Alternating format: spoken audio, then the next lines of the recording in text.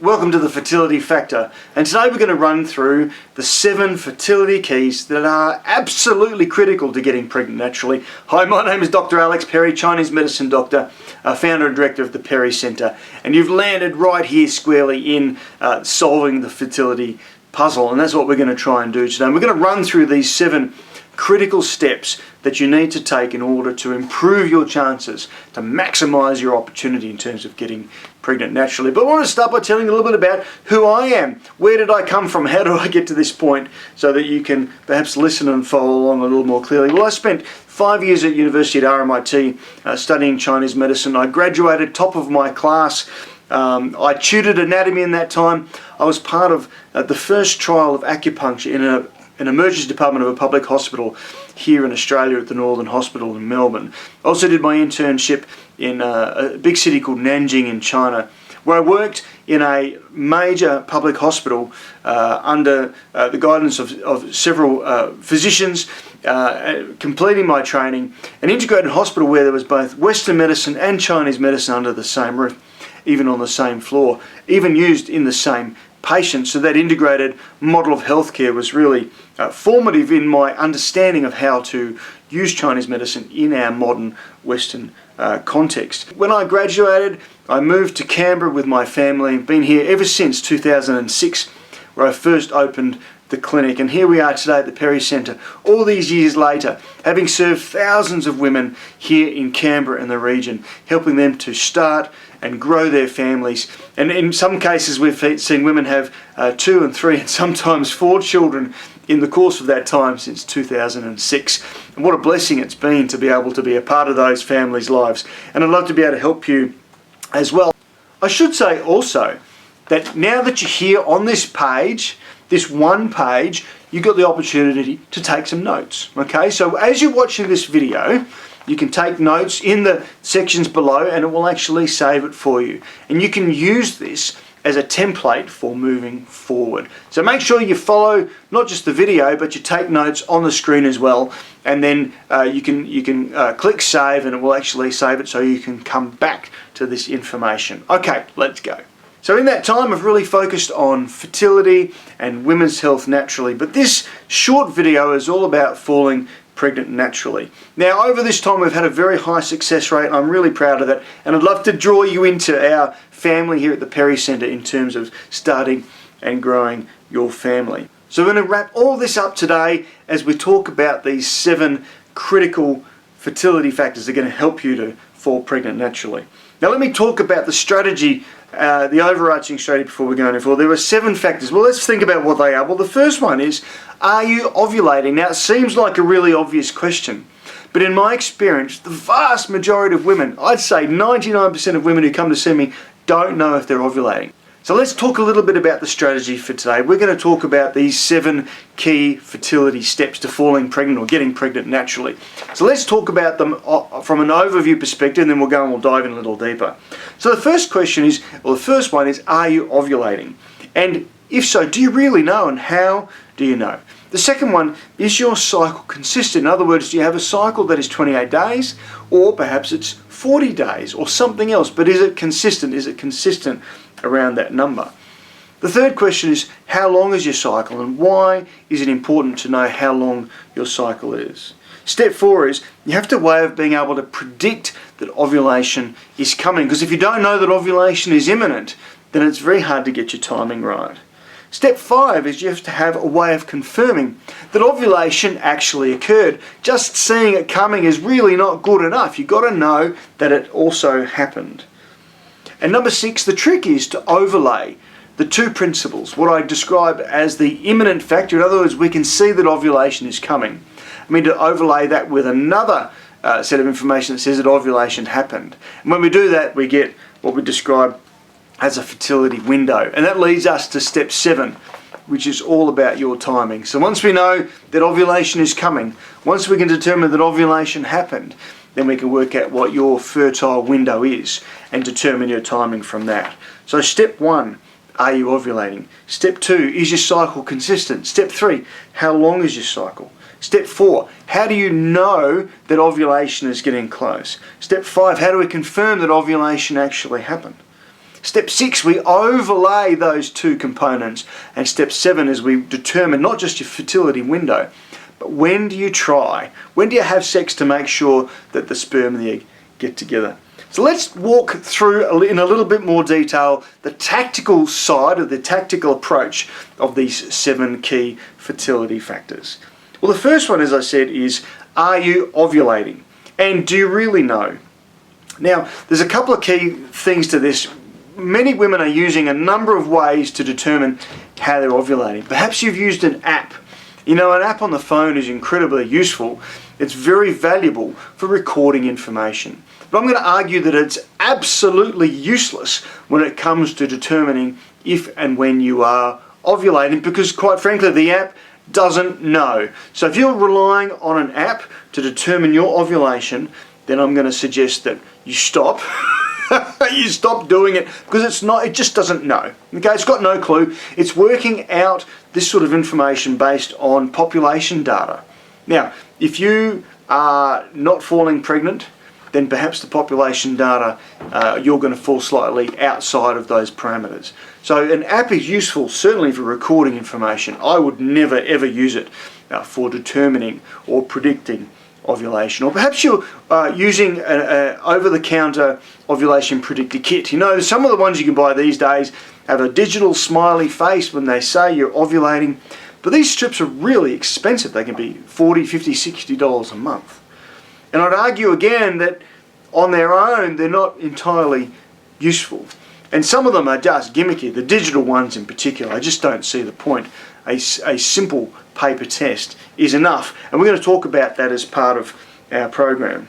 So you might be using some of these things, or perhaps you're using something else to try and work out if you're ovulating. But in my experience with the vast number of women that come into the clinic, there's a great deal of confusion about what to do and when to do it. How do you go about doing it? You may have even tried basal body temperature charting in the past. And a lot of women, when I say, have you tried BBT charting, they say, well, you know, I tried it, it didn't work for me, or I didn't understand it, or it was too complicated, or it just seemed too hard and I never got into it. Well, that's really important. I want you to put that aside, because we're going to come back to that as one of our key ways of determining this first question: are you ovulating? So if you think you're ovulating, my question to you is, how do you know? And we're going to introduce you to a process that I like to call the front to back method. The front to back method basically means that we need a way of determining that ovulation is imminent, ovulation is coming. And we use what's called an LH test, or an ovulation predictor. Not one of those fancy OPKs with the smiley digital readout. No, an old-fashioned paper test. Very reliable, very accurate. And the second thing we're going to do is we are going to use that old school style test of basal body temperature charting, which is as simple as taking your temperature first thing in the morning and recording it on the chart. But the magic happens down in step 6, which we'll get to in a moment. So I hope that makes sense. We're going to determine, are you ovulating? And the best way to do it is to use what I describe as the front to back method, which is a way of looking forward, and a method that determines that ovulation is approaching. Regardless of how long your cycle is, whether it's consistent or whether it's inconsistent, we can see that ovulation is going to happen. And of course we're hoping that it does, because you need to ovulate in order to fall pregnant. So that's really step 1, is, are you ovulating, and if so, how do we know? And we're going to determine that with a great deal of accuracy. Step 2, is your cycle consistent? Now, it's not critical that your cycle is consistent in order to fall pregnant. We can certainly work with that cycle, but it's a good question to start with. Do you have a consistent cycle? And how long is it? Is it 28 days? Is it 40 days? Is it 65 days? Is it 21 days? Where and how long is your cycle? And that's important, because we need to know whether you've got a short or a long or a normal length follicular phase where you're growing follicles, and a short or a long or a normal luteal phase, in other words the back end of your cycle, post-ovulation, between ovulation and period. This is really important. We break your cycle down and we work out, is it consistent, If so, how long is each phase? And that's going to give us a really good idea of, are there any other factors that we need to think about in terms of falling pregnant, things that may stop you, things that may be stopping you now, and then we can do something about it. And step 3, of course, is how long is your cycle? So not just is it consistent, but how long is it? Is it 28 days or is it something else? And that can give us further information in terms of plotting out this picture. So I think this overview of what we're doing, these 7 key factors, is partly it's you understanding what your body's doing, and partly it's working out the pattern that it's going through. And if there's a pattern, we need to work out what it is. And that will help us to determine when you're ovulating. So step 3 is how long is your cycle? So step 2, is your cycle consistent? Step 3, how long is it? And step 4 is you've got to have a way of predicting that ovulation is imminent. Now, LH is the key hormone when it comes to predicting ovulation. Because as the egg starts to mature, as the egg inside your ovary is preparing to be released, this hormone called LH, luteinizing hormone, will rise. And we can see that because it appears in your urine. So very simple, your wee on a stick. You may have done some of this already, as I said already. Some of the modern tests, which I think are gimmicky and don't work as well as they say they do on the packaging, are measuring that rise and that fall of LH. Now, there are many mistakes that women make when they're testing this. One of the very common ones is that as soon as you see what looks like a positive, you stop testing. And what you don't realise perhaps is that LH appears in a curve. It rises and it falls. Now, there are 3 common shapes when it comes to LH. What shape does yours have? And that's critical because you may be ovulating at the peak, you might be ovulating on what I describe as the upstream, you might be ovulating what I describe as the downstream, or somewhere in between. And the difference between an upstream and a downstream can be as much as a week. Or you might have a long, low, flat curve. You might have what looks like positive LH for a week, or 10 days, or perhaps even longer. So understanding what shape your LH curve is taking is critical. And LH is the hormone that tells us that ovulation is imminent, that it's coming. Now, one of the great mistakes that we make when we're using particularly commercial ovulation predictor kits from the chemist or the supermarket is that they suggest that you're going to ovulate at this particular time or within this very short or narrow window. And it's not necessarily the case. So what we're going to do is we're going to use LH to open the fertile window, if you like, to give us a starting point. And that'll show us that as LH starts to rise, it does mean your body's preparing to ovulate. And that gives us that first reference point. And that brings us to step 5. When we see the opening of the LH, or the fertile window, when that LH starts to appear for the first time, it doesn't mean that you're going to ovulate here or there in 24 hours or whatever it is. You might ovulate in quite a broad range of time. And particularly for couples, if you've been trying for a while and it's not happening, then this could be one of the factors. Perhaps you're not ovulating when you think you are. So we need a way of confirming that you did ovulate, and it'll close the fertile window. I hope that makes sense. So step 4 is all about LH, is about predicting that ovulation is getting close. Whereas step 5 is about closing the window, determining that ovulation did happen. And the way that we do that is we use a very old school technique that you can do at home. You don't have to, there's no blood test, no invasive measures taken. All you can do is take your temperature under your tongue first thing in the morning. Super simple. You record it on a chart. And that's called basal body temperature charting. Now, basal just means base rate. Okay, so you do it first thing in the morning. And what happens is that your temperature will change subtly depending on what hormones are at play in your body. And the key hormone we're looking for post-ovulation, in other words after ovulation, is a hormone called progesterone. And when there's progesterone in your system, your body temperature is elevated. And your body temperature elevates and stays elevated for only 2 reasons. The first one is that you're sick and you've got a fever. Now we'll know that because you'll be sick and you have a fever. And it will also, as you get better, the fever will subside and your temperature will go back to normal. The second reason for your temperature to be elevated and to remain elevated for a period of, say, 12 to 14 days is that you ovulated and you've got an increase in this hormone called progesterone. So we can learn an awful lot by weeing on a stick and checking for LH in step 4, and in step 5 we can check your temperature, and we can determine when your temperature changes will give us a really clear indication that you did ovulate and give us a really good idea of when it was. So step 4 is we're going to look for ovulation coming. Step 5 is we've got to have a way of confirming it. Now, one of the challenges is that if you're just using one of these measures, it's not enough, it's not accurate. LH on its own is a bit like driving in your car. Imagine you've got a stiff neck, and that happens. People come into the clinic with a stiff neck and they can't turn. Maybe you've had this yourself, a bit of whiplash. You're driving along and you're looking for something coming along in front of you. Perhaps you're looking for a particular landmark. You see it coming, but you can't turn your head. And then you're driven past and it's gone. How do you know where it was? What you need is a rear vision mirror. So LH, testing for that hormone, peeing on a stick in step 4, is like seeing it coming. Basal body temperature in step 5 is like looking in the rear vision mirror and going, there it was. So the combination of the two leads us to fertility key number 6, which is what I describe as the overlay. Now, in my experience and my research and my reading, no one's doing this.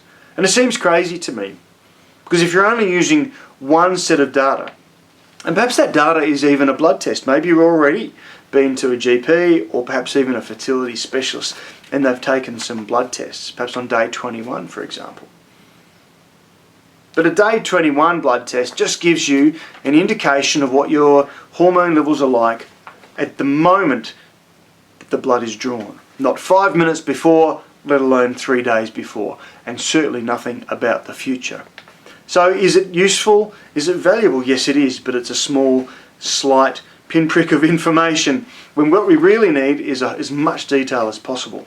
Let me put it this way. You might have a TV at home. In fact, I'd almost be certain that 100% of you watching this do have a television at home. And if it's a modern television, it'll have a huge number of pixels. Now, a pixel is just a tiny piece of information, essentially a coloured dot or a coloured light when jammed together, a whole bunch of them in a very specific order create an image. In fact, the image that you're watching of me right now is made up of millions of these pixels. Now, can you imagine if you took half of that information away?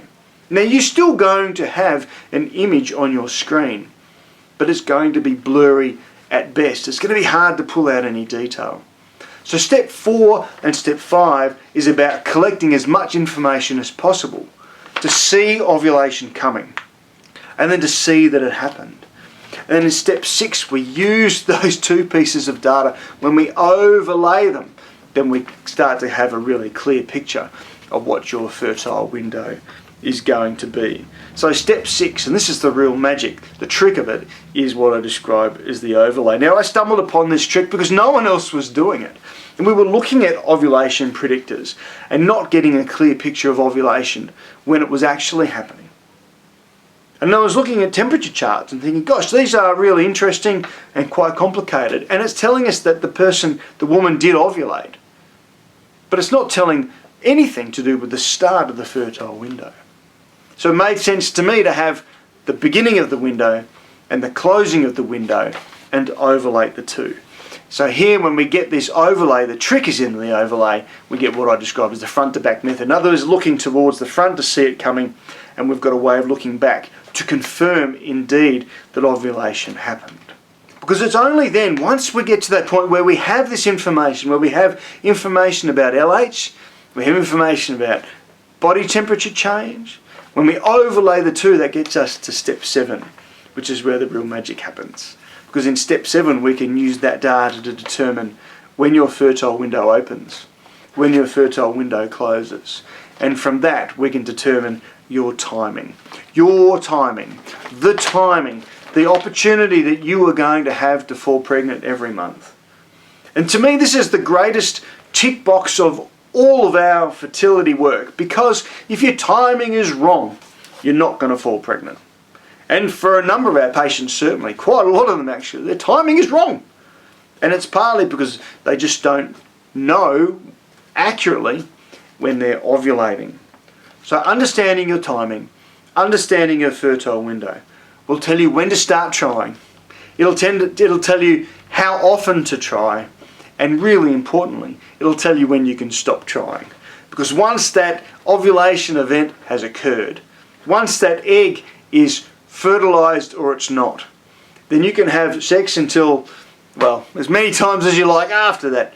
You can't fall pregnant because the egg has already been fertilized or not. So understanding your fertile window is absolutely critical. Now, the idea of trying every day for a week or 2 weeks may be exciting for a little while, but in my experience, one or either of the couple are going to run out of puff eventually, and sometimes much quicker than you would have imagined.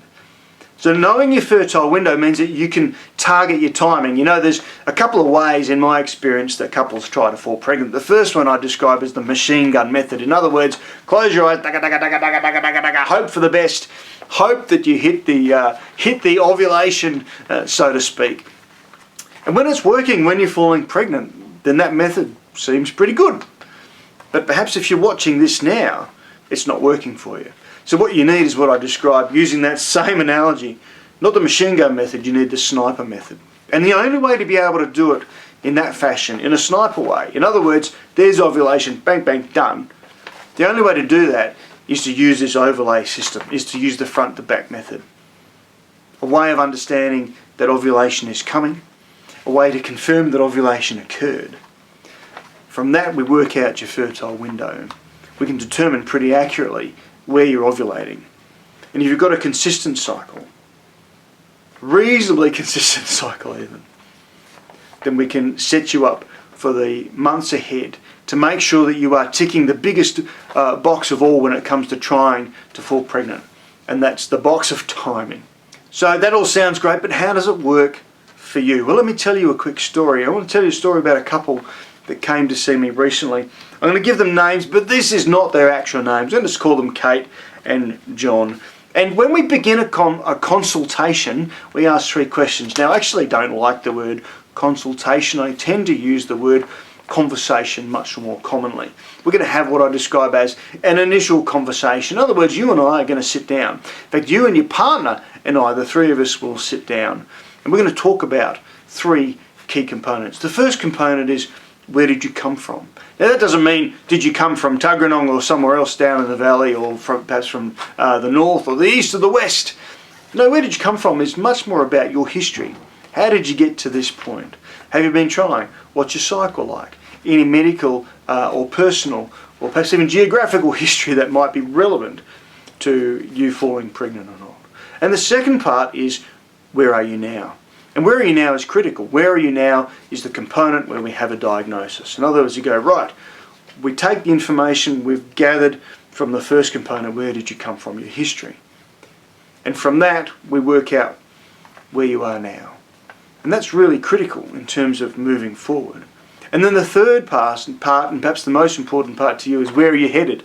Now when it comes to fertility, the where are you headed bit's pretty straightforward. You're trying to have a baby. You're trying to start a family. You're trying to grow your family. So that where are you headed, the goal is easy. The trick, the difficulty if you like, is getting from where you are now to where you want to be. So my job really is to take the information that we gathered in that first component and to put it together in a way that makes sense in the second component into a form of a diagnosis. And then the third part, which is the most important part for you, is that we want to build a bridge between the here and the now. Now the bridge isn't a perfect analogy because the bridge is going to have holes in it, it's going to have traps, we just can't see or predict the future. What we do is we use the tools that we have, the front to back method for example, to determine a way forward towards your goal of falling pregnant, getting pregnant naturally. And did you know that more than 99% of couples who come to me really have very little understanding, no clue in many cases, of what ovulation even is? What does it mean to have a period? Why do you have a period? What does it mean? What are the hormones? What's FSH? What's LH? What's progesterone? What's estrogen? You might have heard these words, but what do they do? And it's really important, particularly when you are invested in trying to do something as important as fall pregnant, to understand why and what your body's doing. And that goes a long way towards empowering you to take a key part in this process. If my job is anything, it's just to be the coach, but you guys are the team. You guys are ultimately, and this is a two-player game. When you're trying to fall pregnant naturally on your own, this is a two-player game. You guys ultimately got to run onto the field. Even with the coaching, you guys have got to do the work, which is why we get you both to come in for that initial conversation. So more than 99% of the people that come into the clinic, of couples who come in, really have very little clue. Now, you might have a bit more understanding than that, and that is fantastic, and that'll help us to move the process on even more quickly. But this is an opportunity for you to go, okay, what does it mean to ovulate? What does it mean to have a period? How do we determine these factors? That's exactly what we did with Kate and John when they came in. We went through this process. Where'd you come from? Where are you now? We developed a diagnosis. And where are you headed? We built a bridge between today and where they wanted to be, hopefully tomorrow, but probably a little bit down the track. We spent the time necessary learning about what's happening in Kate's body so we can understand what her timing was going to be. So we can understand some of the factors that maybe we needed to address. But certainly we've got a really clear picture, and we set them up in terms of understanding the front to back method. And over the course of the coming weeks, we determined very accurately that she was ovulating, when it was happening, and from there, with the overlay method, overlaying the LH over the BBT, working out their fertile window, they got to understand what their timing was going to be. And in a matter of a couple of months, they were pregnant. That's worth knowing that Kate had tried over-the-counter products in the past. She'd used this thing called Maybe Baby, which is a saliva test. I just flat out don't trust it. Don't trust it. I wouldn't do it. I just wouldn't. She'd used over-the-counter ovulation predictor kits, but they were confusing. She couldn't work out from whether she was or whether she wasn't ovulating. Even the packaging on some of the kits is confusing.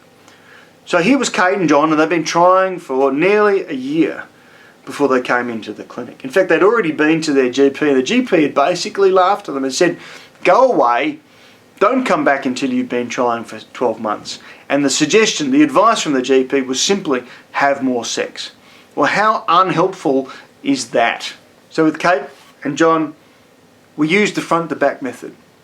We determined what her ovulation was, or that it was happening. We determined when it was happening. And once we had worked that out, once we knew their fertile window, and they set to the task of timing sex so that sperm and egg were getting together consistently, pretty quickly they were pregnant. So let's recap quickly those 7 steps. These are what I describe as part of solving the fertility puzzle. The 7 key fertility factors, and these are critical to getting pregnant naturally. The first one is ovulation. Are you ovulating? And we're going to work it out. The second one is, do you have a consistent cycle? And that's really important. When you come in, we're going to talk about why that's important, and if you don't have a consistent or a regular cycle, we need to know that so that we can have a strategy to address any changes or fluctuation that's happening in your body around ovulation. And the third one is, how long is your cycle? Because that's going to make a big difference in determining when you're ovulating. Because if you are reading a textbook or you're looking online and it says you're going to ovulate on day 14, well, if you have a 28-day cycle, that may well be accurate. But if you have anything other than a 28-day cycle, that is not going to be accurate. It's not going to be the case. And this is really important to know. The fourth step is we've got to work out, is ovulation imminent? Need a way to determine that ovulation is coming. And in step 5, we're going to work out that ovulation did happen. And in step 6, when we overlay the 2, we're going to work out what your fertile window is. And in step 7, you're going to get your timing right. And then we can tick the biggest and most important box of all when it comes to falling pregnant naturally, the box of timing. If you get your timing right, then we don't have to worry about that as a factor. And then, to a degree, it's time and timing. Timing, we can be very confident about. We can almost be 100% confident in your timing. Time, that's the real X factor. Does it take a month or 2 months or 3 months or longer? I can't tell you that. We can't determine how long it's going to take. But I can promise you this, if you know your timing, if your timing is right, then every month you're going to have an opportunity to fall pregnant. If your timing is wrong, then some months, perhaps, you are not even giving yourself the opportunity to be pregnant. Maybe the opportunity of sperm and egg getting together just isn't there. That's how critical this is. So that is the 7 keys to falling pregnant or getting pregnant naturally based on solving the fertility puzzle. Thank you so much for listening today. My name is Alex, Dr. Alex Perry here from the Perry Centre. I appreciate you tuning in today. There's going to be more steps for you if you wish to follow below this video or in the next part of our email series. But I wanted to thank you again for joining me. This has been a longish video, but I'm hoping that this information is really helpful to you. If you are invested in having a baby, then I can't stress enough how important it is for you to follow these 7 steps. Anyway, if you've got questions, please reach out to me. All the details are on this page, and follow the next steps. And I look forward to meeting you soon. Until then, bye for now.